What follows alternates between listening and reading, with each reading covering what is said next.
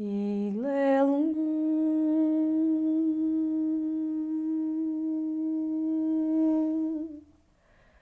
Getumba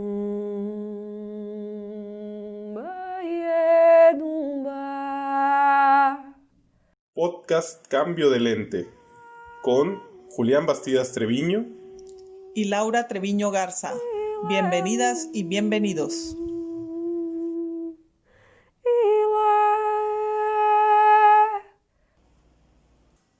Hola, bienvenidos y bienvenidas a su programa Cambio de Lente. Mi nombre es Julián Bastidas. Y yo soy Laura Treviño. Y en esta ocasión les tenemos un programa que como siempre nos emociona mucho, pero en este día de hoy vamos a hablar sobre la infancia. Así es, un gran tema, creo yo. Y las dos películas que escogimos son grandes películas, no sé qué vamos a hacer porque cada una de ellas estaba como para un programa completo. Pero, ¿O varios? Ajá, y además cada uno de los directores de hoy vamos a recomendar ampliamente toda su filmografía. Yo recomiendo toda la filmografía de Bergman, Ingmar Bergman, un cineasta sueco, y toda la filmografía del italiano Federico Fellini. Yo escogí la película Amarcord de Fellini de 1973. ¿Tú cuál escogiste, Julián? Yo escogí Fanny y Alexander de Ingmar Bergman. 1982, un poquito de diferencia. De 1982. Y ahorita Laura nos va a dar un poquito más de la ficha técnica de las películas. Recuerden que, como siempre, en la descripción del video, ustedes pueden ver el link en el cual bajamos nuestras películas, donde bajamos los subtítulos, tráiler de las películas, descripción en IMDb. Entonces, si quieren más información sobre cosas que les pueden servir, nuestra página de Facebook, nada más póngale clic ahí en la descripción de este video de YouTube y ahí van a tener acceso a más información. También nos pueden escribir a nuestros correos o a cualquier forma de contacto. Sobre todo están ahí publicados nuestros correos. Entonces siéntanse libres de hacernos preguntas, hacernos comentarios, lo que ustedes quieran. Pero quería aprovechar este comentario inicial de Laura para rescatar algo que decíamos en programas anteriores. Y es que en las diferentes artes hay así como, dicen los gringos, el Monte Rushmore, el Olimpo, la epítome de esa arte.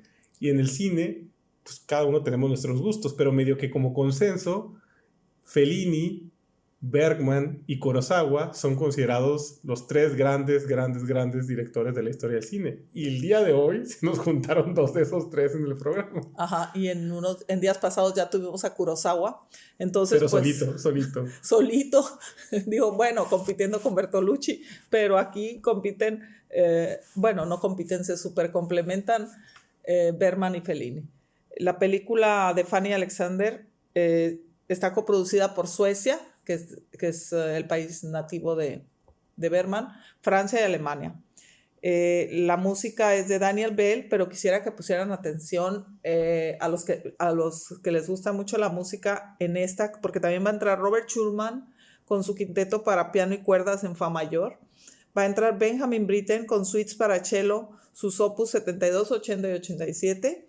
Y Federico Chopin con su marcha fúnebre de la sonata número 2 en si bemol menor, opus 35. Impresionante la música, va a ir estando hilada a toda la trama de la película.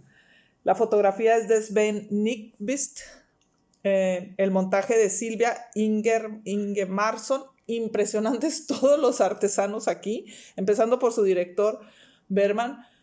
Hacen una belleza de película. Julián y yo incluso decíamos, también pudo haber quedado en belleza y en muchos otros temas, pero bueno, la escogimos para infancia porque está también mandada a ser para infancia. Sus personajes principales son la abuela, Gun Walgren, que es Elena Ekdahl, y los dos niños, Fanny y Alexander, que son Pernilla Alwyn Fanny y Bertil Gube Alexander.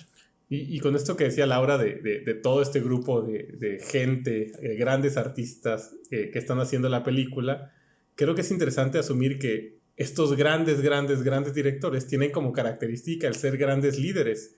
Y cuando son grandes líderes, ellos no tratan de hacer el trabajo de los otros, sino que sacan lo mejor de cada uno y cada una de las personas que participan dentro de su filmación. Entonces es muy padre cuando uno ve entrevistas con los fotógrafos, por ejemplo, el fotógrafo de Bergman, o con los actores, por ejemplo, Mastroianni, los actores clave de Fellini, cómo se refieren a trabajar con este director, cómo se refieren a las pláticas que tenían durante la filmación. y esto es lo que hace que prácticamente toda su filmografía sean obras maestras. Así es. Y aquí también quiero mencionar a Ewa Fröling, que es la mamá, Emily Ekdahl, la mamá de Fanny Alexander, y está Jan Malmsjö, que no quisiera ni mencionarlo de lo bien actuado o odioso que está el obispo Edvard Bergerus. Es una película llena de personajes. Ahorita nomás escogí estos que son sobre los que va a transcurrir la historia, pero todo está lleno de precisamente personas interesantísimas. Por ejemplo, Maj, una de las nodrizas o de las cuidadoras de los niños, los otros primos, los tíos, el primer papá el papá más bien de Fanny Alexander que fallece, en fin, muchísimos personajes que van a ir enriqueciendo la historia. Pero el eje central de la abuela es importantísimo desde el principio hasta el fin. Y es una actriz sueca reconocidísima que me llama la atención, que creo que fallece un año después de filmar la película. Ya tenía una filmografía y sobre todo teatro impresionante. La mamá. Y va a haber otras anécdotas que vamos a ir contando aquí sobre los actores. Y aprovechando esto que dice Laura, sería interesante que les contemos nada más de una forma muy pequeña la síntesis de la película, porque es una película imposible de sintetizar. Es una obra maestra que dura más de 3 horas, dura como 3 horas 8 minutos, larguísima, pero tiene un efecto maravilloso, que es que cuando uno va en las 2 horas 50, yo recuerdo que la estaba viendo junto con mi madre, con Laura, y estábamos viendo la película y ya le faltaban 15 minutos a la película, ya llevábamos 2 horas 50 viéndolas, y volteo y le digo, no quiero que se acabe nunca, es que no quiero que se acabe nunca la película, no estoy cansado, quiero que esto siga. ¿Y de qué trata la película en términos muy generales? Trata de la vida de una familia muy rica sueca, donde una parte de la familia se dedica a los restaurantes, otra se dedica al teatro, y lo que sucede es que, digamos, la nuera, le podríamos decir, que se dedica al teatro, fallece su esposo, que es el hijo de la matriarca de la familia, el hijo el que le correspondería estar en esta familia. Y lo que sucede es que precisamente como se queda viuda, tiene que buscar marido y se decide casar con el obispo. Y cuando se casa con el obispo, su vida pasa de ser celebración, risas, teatro, ligereza, sus hijos de tener primos, de tener tíos, de tener todo un ambiente familiar, a su vida ser la prisión de una religión terrible, disciplinaria, donde es tan terrible que el padrastro o el esposo de ella es sumamente violento con los hijos y con ella, pero según él lo hace por amor, según él lo hace por justicia. Para que se encaminen hacia el bien. Eso es impresionante, la violencia contra los niños, pero disque, ¿verdad? Y contra ella, contra toda la familia. Y contra la mujer. Y las trabajadoras de casa. Ajá, todo es un ambiente hostil, es un ambiente oscuro. Lo primero que le pide a ella cuando se casan es que deje su ropa, los niños dejen sus juguetes, dejen todo atrás, porque se van a ir a una vida de austeridad y casi meditación, que tampoco tiene nada de meditación. Bien, por otro lado, yo escogí Amarcord, que está filmada en Italia y coproducción con Francia, 1973, y Amarcord significa me acuerdo, y son las nostalgias o los recuerdos de Fellini sobre su niñez. Él la dirige. Si le suena la palabra amargo, nada de eso, es una película divertidísima, no es necesariamente fácil, pero sí muy divertida, tiene una forma de filmarse hasta ligera, entonces Amarcord es yo recuerdo, no significa amargo, porque yo me confundí con eso cuando la iba a ver. El guión es del mismo Fellini, de Tonino Guerra. El otro día estuvimos platicando Julián y yo sobre una película de Tarkovsky, y el co-guionista era Tonino Guerra, que es el co-guionista de Fellini de muchas de sus películas, un gran guionista italiano. Si lo quieren buscar aquí en nuestros programas, es el programa dedicado a la belleza. El programa que le dedicamos a la belleza, que si no mal recuerdo es el número 5. Creo que es el 6. Pues ustedes pueden ver ahí, porque no tenemos una memoria perfecta, pero en ese programa dedicado a la belleza hablamos de nostalgia, de Tarkovsky, hablamos de Rojo, de Kieslowski. Así es. Y la fotografía también lindísima de Giuseppe Rotuno. La música, otra acierto grandísimo, pero es Nino Rota, un músico del cine famosísimo. Los italianos han dado muy buena música en el cine al mundo, ¿no? El montaje es de Ruggero Mastroianni y los protagonistas, voy a mencionar solo unos cuantos, pero es una camada de actores, actrices, niños por todos lados, jóvenes. Sale un músico, sale un abogado, sale todo el pueblo sale a la calle, todo el pueblo anda por ahí, entonces conocemos a todos en el pueblo. Pero voy a mencionar a la mamá. Y como todo pueblo está lleno de figuras, está Ajá. el ciego del pueblo, está la prostituta del pueblo, está... Los maestros, el director de la escuela, esas escenas al principio de la película donde se ve todas las escenas en la escuela con cada uno de los maestros diferentes, es buenísima, yo que soy maestra. Pero está una mamá. Nosotros que somos maestros. La mamá, digamos, va a haber una mamá y un papá, y después son papá de Tita, así se llama un muchacho, no es niña, y no me acuerdo cómo se llamaba el chiquito. Yo tampoco. Pero la mamá es Pupella Mayo, una famosa actriz italiana que hacía mucho este personaje de matrona. Armando Brancia hace el papá. Magali Noel, una excelente gradisca que era como la mujer bella, sensual que todos deseaban ahí en el pueblo. El objeto de deseo del el pueblo. objeto de deseo. El tío Teo era, ¿no? Chicho Ingracia. Está otro personaje formidable, muy felinesco. Josiane Tansili hace la Volpina, una prostituta lujuriosa que todos desean, pero no necesariamente la pescan por ahí. Pero además como ninfómana radical, porque así Sí. le está haciendo caras de sexo a todo mundo y todo el tiempo está como queriendo tener esos momentos eróticos. Sí, muy curioso. Y luego está Luigi Rossi haciendo el papel del abogado, que es el que se dirige hacia nosotros y nos hace a veces algunas disertaciones. Está Bruno, es como el cronista del pueblo. y está Bruno Sanin, que hace el papel de Tita. Hay muchos niños aquí, pero el niño, digamos, el niño eje de la película va a ser Tita. Y ese es Bruno Sanin. Y si nos la sintetizaras de una forma para los que no la han Son los visto. recuerdos de la infancia de Fellini. Se nota que son los recuerdos de él o de cualquiera que vivió en un pueblo en Italia y rememora pasajes de, por ejemplo, cosas de los fascistas, de cuando hubo un desfile festejando alguna cosa muy militar, y festejando al duce, que en aquella época se le veneraba. Ves, como comentaba, las escenas en la escuela, la llegada de la primavera, la llegada del invierno, y todo en un pequeño poblado. Muchas cosas suceden en una especie de zócalo o plaza principal, y otras van a suceder en la casa, sobre todo de esta mamá, papá con sus dos hijos, ¿no? Y que también van a ir un rato al campo a visitar, a llevar a pasear a un tío que está medio mal de su cabeza, en fin, toda una serie de personajes. Yo dije muy felinescos porque Fellini es famoso por sus personajes Felinescos. abigarrados, diríamos.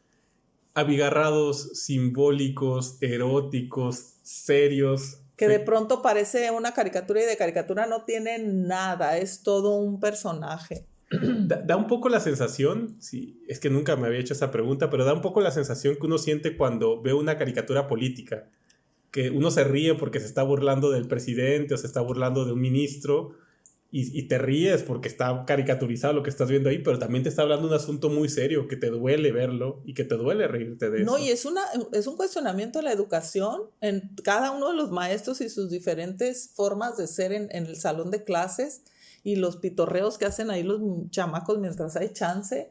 Luego es toda una, digamos, reflexión política desde un punto de vista muy alegre. Como dice Julián, es una película que pudiera parecer ligera, pero es que no está pesada, digamos. La de Fanny Alexander tampoco está pesada, no logra Bergman no hacértela pesada, pero es un tema muy denso.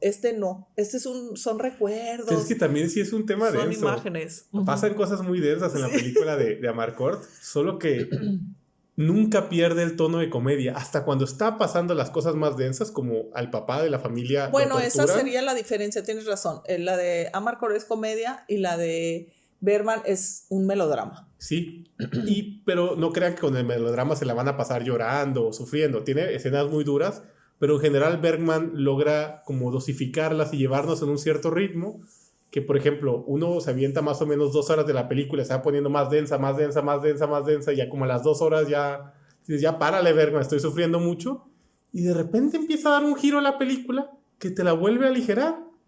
Por eso yo les decía que a las 2:50 volteaba a ver a mi mamá y le decía, no quiero que se acabe nunca, porque da este giro. Y a mí me gustan mucho ambas películas con el tema. Las dos reflejan unas infancias muy sui generis cada una. Yo con Bergman sí entendí que no se vale hacer eso con los niños, y vuelvo a decirlo, a los niños las infancias deberían ser felices. Aquí incluso Bergman se va a la clase alta, ni siquiera estás sufriendo porque estás en la clase baja, que sería más un poquito lo que se ve en la película de Fellini, que se la pasan mucho mejor los de la película de Fellini, los niños. Pero no puedo decir que es clase baja, porque el papá es de los ricos del pueblo. Bueno, más que de los ricos de la clase trabajadora que ya tiene profesionista, pues. Porque pero el papá acuérdate, es el jefe, el papá es no, el jefe. no, pero acuérdate que no era fascista, entonces lo traían bocabajeado ahí, lo traían limitado. Es clase alta de un pueblo versus clase alta en Suecia. Sí, exacto. Algo más cercano a la nobleza, ¿no? Ajá. La de Suecia. La de Suecia. Sí. Y la casa que tiene la abuela esta es una casa que parece pues un palacio, no sé, pues eran dueños de un teatro, ¿verdad? Y eran dueños de restaurantes completos, y eran dueños de, o sea, si era una familia noble. Y te das cuenta que la infancia se la puedes echar a perder a los niños por no darte cuenta. Aquí de buena suerte la mamá está muy atenta, no tiene la posibilidad de hacer algo, te das cuenta del tremendo patriarcado que existe, porque al haberse casado con el obispo, aceptó que él se hiciera cargo de los niños con la manera en que él entiende, y los está lastimando incluso físicamente. Pero la abuela va a entrar al quite al darse cuenta y va a tratar de hacer algo al respecto. Las dos mujeres van a tratar de resolver esto, pero yo me acordaba mucho que las infancias deberían ser mucho más alegres. Y como te comento, si hay tanto dinero, pues se supone que debería ser más fácil, y te das cuenta que no se trata de dinero, se trata de que los adultos seamos unos adultos responsables, seamos adultos maduros y busquemos que los niños estén bien. Pero aquí pasa algo muy curioso, porque la lógica parece que nos dice que mientras más dinero haya, más fácil va a estar resolver la vida. Pero yo me acuerdo mucho de las palabras que marcaron de mi cuñada Gisela, mamá de mi sobrino Diego. De hecho, le voy a mandar el programa para que nos escuche. Un saludo, Gisela. Ella me decía que a ella le había tocado ver el mismo nivel de sufrimiento y de abandono infantil en las escuelas más pobres que trabajó y en las más ricas. Decía que cuando trabajaba en escuelas más de clase media alta, media baja, media, no le tocaba ver esas situaciones. Pero que incluso cuando trabajó en escuelas muy pobres o en escuelas muy ricas, llegaban a veces alumnos con navajas, amenazando a profesores, amenazas de bombas. Podría estar yo de acuerdo con ella, por eso es una reflexión muy interesante que hace Bergman al respecto de la atención que les ponemos a los niños, y en este caso sí hubo la atención, por eso según yo van a tratar, y no quiero spoilear, pero van a tratar de resolver los problemas que traen los niños, pero por culpa de ellos, ¿no? Por culpa de los adultos. Sí. Yo aquí en lo personal pienso, las dos películas me hicieron pensar en mi infancia, y ambas familias me hicieron muy feliz a mí, tanto los abuelos paternos como los abuelos maternos, a mí me la hicieron pasar muy bien, y así, ojalá todo el mundo tuviera eso, y no todo el mundo tiene eso.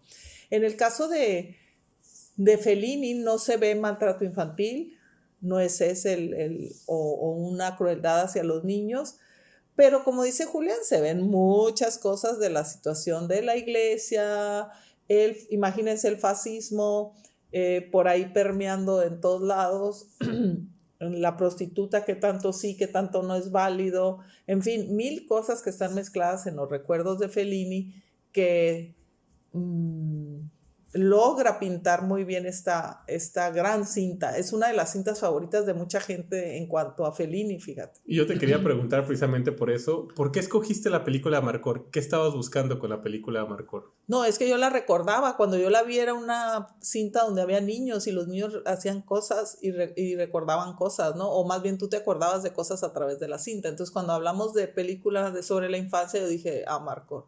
¿Y qué relación tú verías entre la infancia y la memoria, o la infancia y el recuerdo, ahora que tú ya estás, disculpa por decirlo, pero lejos de tu infancia? Pues precisamente que tú tienes tus recuerdos de la infancia. No necesariamente fue así. Eso está muy bonito en la película de Fellini. Hay unas cosas que parecen fantasías, ¿verdad? Sí, Que sí, tú sí, no sí. sabes si fue cierto, porque incluso los personajes, como decíamos Julián y yo, parecieran caricaturizados porque tú estás acordando así de ellos. Sí, pues decimos que incluso parte de eso que llamamos lo felinesco, la gente lo describe como surrealista. Tiene mucho de esto de surrealista y no es un detalle falso porque Fellini era un gran fan de Freud y sobre todo de Jung. Entonces sí tenía esta reflexión surrealista de meter cuestiones del inconsciente, de los sueños, del erotismo, de los asuntos que toca el psicoanálisis que tienen directa relación con el surrealismo. Pero, por ejemplo, ¿tú pensarías que tu infancia te marca por lo que sucedió o por lo que recuerdas de ella? No, por lo que sucedió, pero recuerdas algunas cosas. Entonces, el recuerdo te va a marcar la parte cuando estás recordando. O sea, el tiempo presente, recordar eso, te vuelve a marcar. O te marca de otra manera porque ya son tus recuerdos. Pero lo que tuviste en la infancia, pues fue la infancia como fue, aunque tú la recuerdes de otra manera. El recuerdo entonces transforma otras cosas. Aquí yo quería comentar que la película que comentó Julián, que dura 3 horas, la de Fanny Alexander, resulta que Bergman la planeó para 5 horas porque era un programa para televisión. Era película que se iba a presentar en partes en televisión. Cuando la piensan llevar al cine, logran hacer una edición de 3 horas y cachitito. Y es la última película que hace Bergman para cine. Entonces, es un final de Bergman que yo digo, es que con esa filmografía de Bergman, que yo recomiendo amplísimamente, cualquier película que escojan, es un tratado de todo, de lo que es el ser humano. Sus personajes siempre son muy interesantes, pero sus actores y actrices, qué bárbaro. Lo que hace con las actrices, lo que hace con los actores, se considera Bergman uno de los mejores directores de actores, ¿no? Tal vez el mejor de la historia del cine, es uno de esos. Uh-huh. Pero precisamente esto que dice Laura es bien interesante, porque esta es su última película, pero después de esta película, Bergman sobrevive más o menos más de 25 años, o más o menos 25 años. Entonces, los últimos 25 años de su vida no vuelve a hacer cine. Y esto es, uno podría deducir muchas razones de por qué sucede esto, pero se dedica al teatro, se dedica a otras cuestiones. Teatro era muy importante para él y aquí está muy reflejado en esta película, su amor por el teatro. Hay unas escenas también con marionetas muy bonitas, muy también de pronto oscuras. En fin, toda una mezcla. Lo que a mí me impresionó es cómo escogió a Fanny Alexander. Los dos niños, el casting, y eran niños que creo que no habían actuado. Porque tú decías un comentario muy interesante, Laura, cuando veíamos la película, que es Alexander tiene cara de Bergman chiquito y Fanny tiene cara de todas las actrices estelares que también fueron en buena parte amantes. Bueno, más bien tú fuiste el que dijiste que él tenía cara de Bergman. Yo te dije, cuando vi a Fanny, dije, es que se parece a todas sus actrices. Sí. A todas las que han pasado por aquí, que son impresionantes, Lee Bullman, Bibi Anderson y tantísimas actrices. ¿Cómo logró encontrar una niña que te refleje a todas ellas en la cara? ¿Quién sabe? A lo mejor porque es sueca. Aunque Lee Bullman creo que es noruega, pero nórdicas, pues, a fin de cuentas. Y el niño no es familia de Bergman, pero uno le ve la carita y parece Bergman de niño. Y fíjate que hay una historia muy curiosa con Alexander. Alexander no volvió a hacer cine, es ingeniero y respetaba mucho a Bergman, siguieron siendo conocidos cuando hace su tesis, o sea, siguieron tratándose, se la envía, le agradece mucho Bergman su tesis. Él es hijo de español y sueca, se llama José Bertil González. ¿Y qué carrera hubiera tenido de actor? Y dicen que lo escogieron, y lo escogió Bergman porque le dijo, es que actúa con su mirada. ¿Sí? Yo quisiera que vieran esa película y las miradas tanto de Fanny como de Alexander están escogidísimos por eso, porque sus miradas te dicen 1000 cosas, ¿no? Sí. Lo que te puede decir un niño, eso también está muy bonito en ambas películas. La película está filmada como desde la mirada del niño.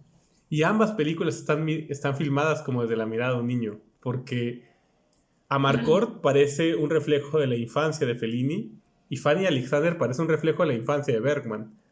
porque también todos los temas por los que Bergman pasó en su vida a través de su filmografía están muy, muy, muy presentes a través de las vivencias de Alexander. La primera escena que vemos en Fanny y Alexander, entra Alexander a la sala de la casa de la abuela y empieza a decir, Fanny, es su primera frase en la película, según recuerdo, Fanny, y después dice, creo que dice Siri, Mom, o sea, su mamá, y luego abuela. Anda buscándolas, pero ya le ves esa mirada y te empieza a introducir Bergman en ese mundo, y un mundo rojo, muy curioso, mucho color rojo. No sé qué quiso decir con eso. Hay algo que sucede muy interesante cuando decimos que está filmada desde la mirada de un niño, es que nosotros, y esto es una reflexión de Zizek, solemos idealizar mucho la infancia, solemos pensar que los niños son puros, que los niños, en ese sentido como blancos, no son blancos, no les pasa nada malo, su vida es como maravillosa, y la infancia en ninguno de nosotros fue así. Hay momentos así, por supuesto, pero también los momentos más duros, más desesperados, las soledades más grandes, los dolores más grandes que vimos en la vida, se dieron en la infancia. Y en ese sentido, lo que no hay en la infancia es una división muy clara entre la comedia y entre la tragedia. No hay una división muy clara entre lo sobrenatural y lo natural. Porque yo, por ejemplo, recuerdo, cuando me volví adolescente, yo me volví muy racional. Y empecé a explicar el mundo de una forma muy científica. Estuve en concursos de física, otras cosas, y yo todo lo quería ver racionalmente.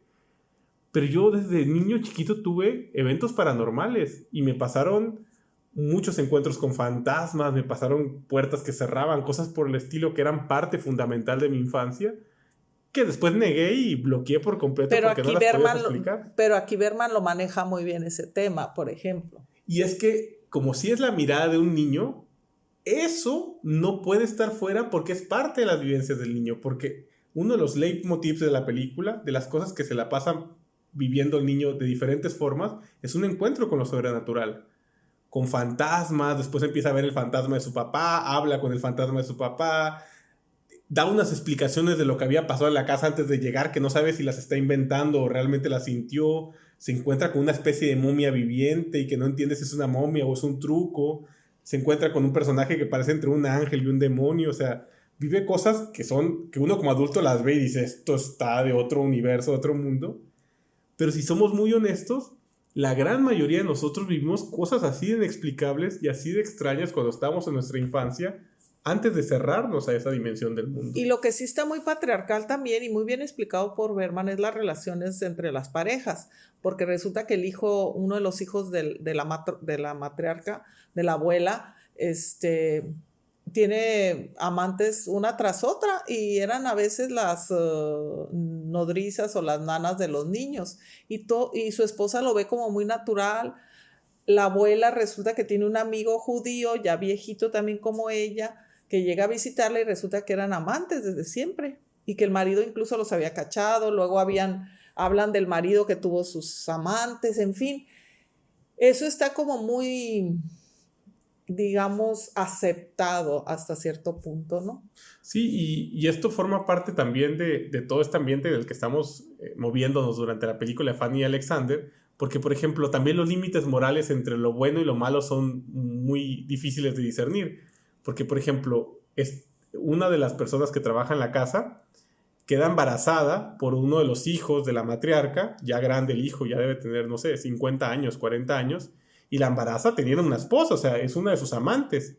Pero la abuela, como no quiere dejar a esta trabajadora doméstica sola, desprotegida, presiona al hijo para que asuma a este niño y este niño no crezca como bastardo.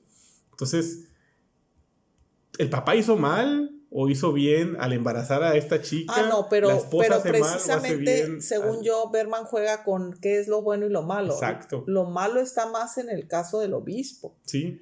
Que está haciendo daño al niño. Pero tampoco sabe si el obispo es malo, porque el obispo también se está preguntando todo el tiempo si es justo, si está bien. Para todos los espectadores, el malo de la película, según yo, si haces una encuesta, es el obispo. Por supuesto. Porque lastimaba al niño. O sea, una cosa es que tú tengas un amante, no, pero si no haces daño a los niños. Está muy interesante toda esa versión de Bergman.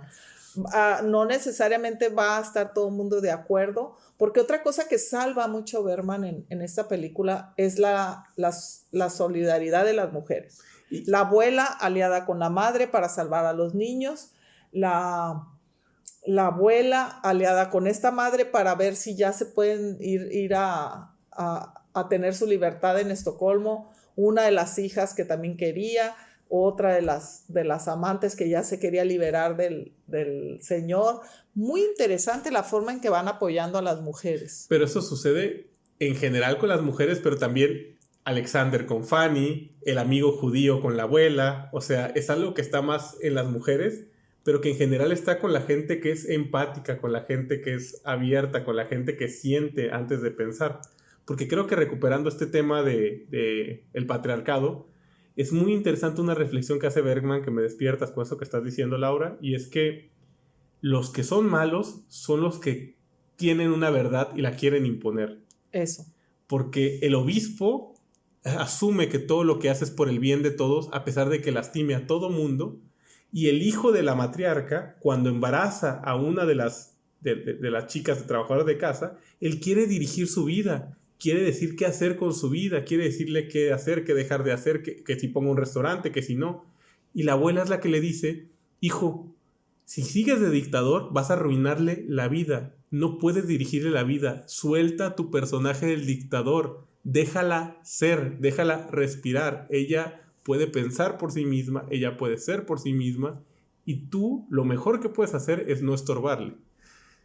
Y es una reflexión profundísima de Bergman, porque tal vez no se trata de si somos católicos o si somos judíos, o se trata si somos, digamos, feministas o si somos ecológicos, sino si queremos imponer nuestras ideas a la fuerza, por más bien intencionados que tengamos esas ideas, muy probablemente vamos a lastimar a la gente. Así es. Y en el caso de Fellini me llama la atención que también existe este juego de, por ejemplo, están en la mesa el papá, la mamá, los hijos, está el tío, un tío que parecía como tío baquetón porque era el hermano de la mamá y lo tenían ahí y lo atendían como si fuera rey.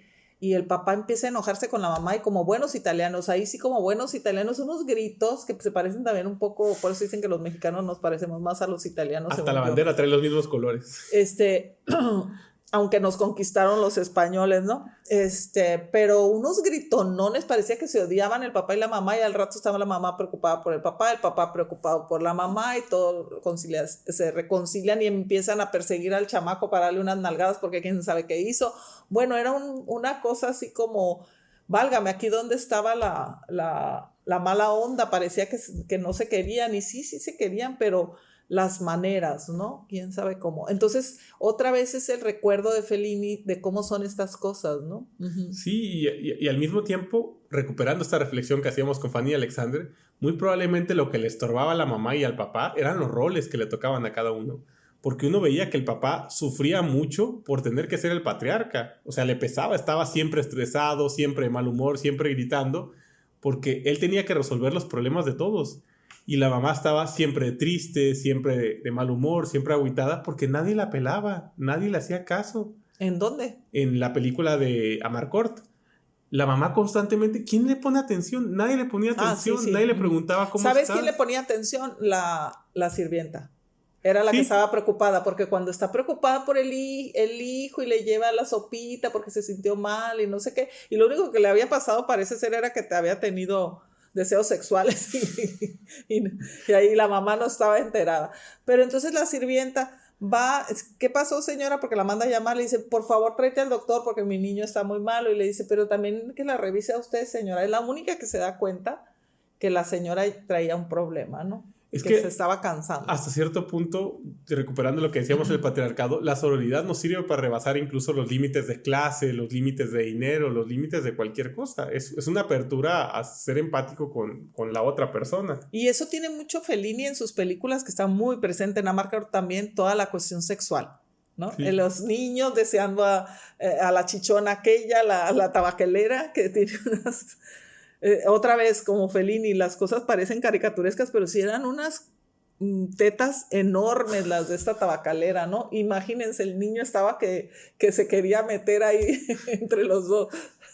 ¿no? Entre las dos y Fellini no tiene ningún límite moral cuando hace sus películas. Está tratando de llegar al simbolismo, llegar al sentido. Entonces, la película parece que nada más nos va a sugerir la sexualidad, nos la va a sugerir, pero en cuanto menos lo esperamos, sale una escena entre la tabacalera y el hijo adolescente donde se pone erotiquísima la película, y cuando ya parece que va a terminar una escena pornográfica, la corta y seguimos a otra cosa.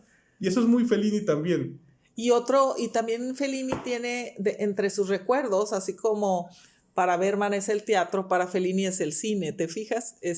No lo había pensado. Sí, en el pueblo es bien importante el cine, están en el cine y creo que empezó a nevar y dejan la película a medias porque empezó a nevar y todos no nevaba tan seguido, como que cada quién sabe cuántos años nevaba ahí en el pueblo y pues salieron a ver nevar. El espectáculo. Pero además el cine no era solo la película, es un evento social, porque las escenas de ver el cine no nos muestran la película que están viendo.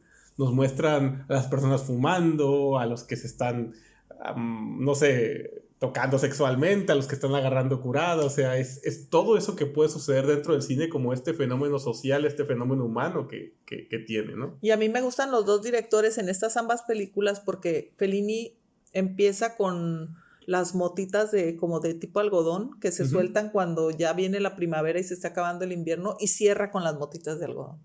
Es bellísimo ese ciclo que inició y va a volver a iniciar. Y ya el que sigue ya nos toca a nosotros. Y lo mismo hace Bergman. Bergman inicia con la Navidad, los niños llegando a los regalos y todo esto, las cenas, las comidas y demás, y cierra con otra Navidad. Entonces es muy bonito todo lo que hacen a ambos en cuanto a su reflexión muy humana, es muy profunda. Sinceramente se las súper recomiendo. Todo lo que van a aprender en ambas películas, todo lo que van a sentir en las dos filmes, ¿no? Y otro paralelo muy interesante que no sé si tiene que ver con la infancia es que ambas películas cierran básicamente con una boda y un funeral. Y es muy interesante porque quién sabe si realmente las bodas y los funerales sean los momentos menos infantiles o menos infancia que tengamos en la vida, porque son momentos que salen de esa lógica y entran en otra. Pero interesante que ambos hayan decidido cerrar sus películas con esos eventos. Y Bergman nos manda un mensaje, no sé si porque era su última película, que las dos niñas recién nacidas, una se va a llamar Elena Victoria, quizá por su abuela, pero Elena es todo un personaje de la literatura, Elena y de Victoria Troya significa, según yo, triunfo aquí y en cualquier parte, sobre todo en Suecia. Y la otra niña se llama Aurora, y la aurora es el amanecer, ¿no? Entonces Bergman está con símbolos por todos lados, y Fellini muchísimos. O sea, ambos son una cantidad de símbolos, de detalles que no te puedes perder en toda la película, ¿no? Y me quedé pensando en esto que abríamos de la boda y el funeral, y es que muy probablemente lo que nos saca de la infancia es la conciencia de la muerte. Y lo que nos lleva a casarnos con alguien o a querer compartir la vida con alguien es el negar la muerte, es el querer afirmar la vida, el querer prolongar la vida. Y aquí está muy también reflexivo Bergman en su película. Me gustó mucho lo que hace con la mujer, que es Emily, la mamá de Fanny Alexander, porque en cuanto enviuda era una mujer guapísima, era una gran actriz. En lugar de pensar en qué voy a hacer con mi vida, yo sola con mis hijos y demás, se le ocurre, lo primero que se nos ocurre mucho a las mujeres, resolver nuestra disque soledad casándonos, y es su peor error. Hay una escena bellísima del funeral del marido, pero ya va acompañada por el obispo. Y ahí empieza como el galaneo, y se empieza a imaginar que todo va a estar muy bien. Cuando se da cuenta del errorzazo que cometió y logra en alguna forma resolverlo, ya no piensa en otra vez casarse, ¿no? Y eso es lo que deberíamos pensar las mujeres. Hay que pensar un poquito antes de volver a casarte en términos de por qué las mujeres tenemos que estar con alguien para ser nosotras. Y la segunda vez, o la vez que cuando vuelve a tener oportunidad, Emily, se le ocurre hacerse cargo del teatro. Dije, por fin se le ocurrió, se le debió haber ocurrido la primera vez. El teatro que su marido dejó. Ella era una primera actriz. Y muy probablemente otra enseñanza muy interesante conectada con el tema de hoy es, parece ser que las personas serias son mejores porque son más responsables, porque son más exitosas, pero probablemente son las que nos arruinan la vida. Y son las personas aparentemente más infantiles, más bromistas, las que nos pueden permitir tener otra dimensión de vida. Porque un poquito el discurso con el que se acerca esta actriz cuando fallece su primer esposo, que era un infantilón, probablemente no se podía hacer cargo ni de sí mismo, a este segundo hombre, el obispo, es como: yo no tengo alma, yo no siento nada, yo nunca sentí nada, y se da un discurso como muy serio, muy intelectual de sí misma, como: yo nunca sentí nada, yo no soy nadie. Y ni cuenta se había dado, ¿no? Y por eso tú puedes hacer conmigo lo que tú quieras, le dice. Y lo que yo salvo mucho de ambas películas es la fantasía. Todo el recuerdo de Fellini es una fantasía y mezclada más bien con una realidad que puede ser dura, que puede ser difícil, y la maneja de una manera muy inteligente Fellini, como siempre. Bergman maneja bellísimo a través de Alexander, por ejemplo, lo que es un niño teniendo fantasía, que no tiene nada de malo, que te invente un cuento, que te diga mentirijillas en el cuento, y es algo que le molesta muchísimo al obispo.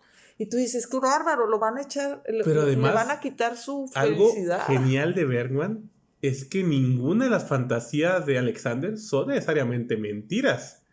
Como adultos suenan a fantasías, pero conforme va avanzando la película dices: pues lo que dijo siempre era cierto, porque la primera fantasía que se avienta es que hay un fantasma visitando la casa. Y sí lo había. No, y te das cuenta que Alexander le gana todas las veces al obispo intelectualmente. Sí. Y como le ganó otra vez al obispo intelectualmente, el obispo lo tiene que lastimar físicamente para doblegarlo. Sí. Porque no lo pudo doblegar con su cabeza. Entonces dices: ¿cómo le haces eso a un niño? Un niño que te está demostrando que es más inteligente que tú. Y hay muchos adultos a los que les molesta eso, ¿no? A casi todos nos molesta eso y es algo que deberíamos y no deberíamos molestarnos que un niño tenga más inteligencia que nosotros o que nos demuestre cosas, que use la fantasía, en fin, tantas cosas, ¿no? Sí. Y por ejemplo, las escenas de los maestros son muy ilustrativas. Ahí es donde Fellini suelta mucho de sus lecciones de lo que debería ser la educación con los niños. Y no te lo está diciendo dogmáticamente, sino usa unos personajes. Yo me estuve riendo toda la primera parte de la película con cada uno de los que iban saliendo. Bueno, no me paré de reír después, pero sobre todo en esas partes, buenísimo Fellini. Y sobre todo, ahora que decías esto de el querer tener la razón, ambos se burlan mucho de nuestra intelectualidad. Porque en la película de Amarcord, el intelectual, el cronista del pueblo, todo el mundo se pitorrea de él. De pronto le dio a ver unos... le llevan bolas de nieve. Bueno, cuando cayó la nieve, pero primero le tiraron unas, no sé si eran trompetillas u otra cosa. Un pedo le echaba acá que quería hablar y nunca lo dejan terminar sus discursos serios. Y en la película de Bergman, precisamente, estos pseudointelectuales como el obispo o... en cierto momento cuando se pone muy así la actriz, o en otro momento, digamos, el hijo baquetón, a final de cuentas, los estás viendo y dices: es que de intelectual, o esto que estás diciendo de la intelectualidad no es un trasfondo. Y Bergman da un discurso muy, muy interesante. Y te voy a decir una cosa, en ambos casos, pero con Bergman la iglesia sale muy mal parada. La iglesia que sea, si se porta así. Y en el caso de la religión como un dogmatismo, como una moral, sale muy mal parada. Y es que iba a decir yo, porque el padrecito en Amarcord está medio curada, pero también está como para decir: oye, no es así la cosa, ¿no? Entonces, lo bueno es que está en tono comedia y dices: bueno, me río, pues. Y para empezar a cerrar el programa, si te quedaras con alguna enseñanza o alguna reflexión final de la película Amarcord, ¿qué fue lo que más te dejó el volver a ver esta película después de tantos años? Me dejó una satisfacción enorme de lo que son los recuerdos y de cómo debemos reflexionar sobre nuestros modos de ser a través de cómo ha sido nuestra vida y todos los personajes que han sido importantes en ella. Es bien padre recordar: me acuerdo aquella maestra que yo tuve, me acuerdo aquel... amigo de mi papá que era un abogado, sí es cierto. O sea, todos los personajes que han llenado nuestras vidas, ¿no? Y al mismo tiempo que de cierta forma son todos los personajes de la filmografía de Fellini en una sola película, casi, ¿no? Son películas muy emblemáticas de cada uno sin demeritar nada de sus filmes, es lo que digo, con cualquiera que pesques, pero estos son como resúmenes de algunas de sus sobre esto yo te quisiera... carreras. De carreras, a final de cuentas. Yo te quisiera agradecer por la película de Fanny Alexander, porque fue Laura la que me la sugirió y me cayó en el mejor momento de mi vida. Y cierra tú con algún comentario sobre Fanny Alexander. Me parece muy bien. Cerraré con lo que sucede al final de Fanny Alexander, que es que sucede uno de los monólogos para mí más bellos de la historia de cine cuando nacen estas dos niñas. Y es que la película se va poniendo densa, pero conforme se va poniendo densa también vamos saliendo de los límites de la realidad y el mundo se empieza a poner fantasmagórico, sobrenatural, metafísico, parece que hay momias vivientes, parece que hay ángeles y demonios y todas estas cosas, y ya parece que Bergman nos está revelando secretos muy oscuros, porque Bergman incluso estuvo muy metido con los masones. Y cuando estamos ya en ese nivel de la película, corta de repente y nos suelta un monólogo donde nos dice Bergman: ¿para qué nos clavamos tanto con querer entender el mundo de los secretos? ¿Para qué nos clavamos tanto con querer entender las sombras? ¿Para qué nos queremos clavar tanto con querer entender si hay ángeles o demonios? Hay que disfrutar la vida, hay que disfrutar el teatro, la comida, la familia, la risa. Si podemos reír, riamos, que no siempre vamos a poder reír. Va a haber momentos en los que la vida nos va a hacer llorar y nos va a hacer sufrir, y ni modo. Pero si ahorita no nos está haciendo hacer llorar, no nos está haciendo hacer sufrir, disfrutémosla. Y de repente cuando dice esto, y parece que es el discurso más elocuente del mundo, carga a su niña, a Elena, y voltea y la ve y dice: bueno, pero tal vez todo lo que acabo de decir, Elena me demuestre que son puras tonterías. Y eso ya no lo voy a poder controlar, y ojalá sea cierto. Y yo quisiera dedicarle el programa a todas las abuelas que son como la de Fanny Alexander, que son abuelas muy fajadas y muy responsables de su papel como abuelas. Tu mamá, mi abuela, era una de esas. A mí me recordó Ojalá, a mi abuela pero toda yo la se las película. dedico a todas las que así debíamos ser todas. Cuando seamos abuelas, así. Por favor, por favor, por favor. Pues muchas gracias por el programa de hoy, Laura. No, pues a ti, Julián, y a nuestros escuchas, esperemos lo hayan disfrutado y les recomendamos otra vez toda la filmografía de Fellini y la de Bergman, pero estas dos películas especialísimas: Amarcord y Fanny Alexander. Pues muchas gracias por acompañarnos y nos vemos a la próxima. A la próxima.